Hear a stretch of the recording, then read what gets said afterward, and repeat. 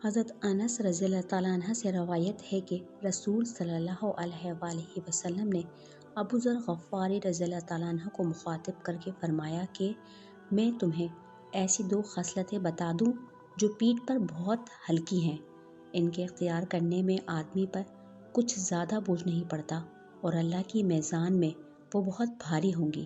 ابو ذر کہتے ہیں کہ میں نے عرض کیا کہ یا رسول اللہ، وہ دونوں خصلتیں ضرور بتا دیجیے۔ آپ صلی اللہ علیہ وآلہ وسلم نے فرمایا، سادہ خاموش رہنے کی عادت، اور دوسرے حسن اخلاق۔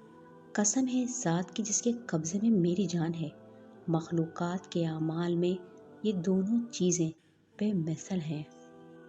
عمران بن حطان رحمۃ اللہ علیہ سے روایت ہے کہ میں ایک دن حضرت ابو ذر غفاری رضی اللہ تعالیٰ عنہ کی خدمت میں حاضر ہوا تو میں نے ان کو مسجد میں اس حالت میں دیکھا کہ ایک کالی کملی لپیٹے ہوئے بالکل اکیلے بیٹھے ہیں۔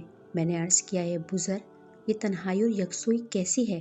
یعنی آپ نے اس طرح اکیلے اور سب سے الگ تھلگ رہنا کیوں اختیار فرمایا؟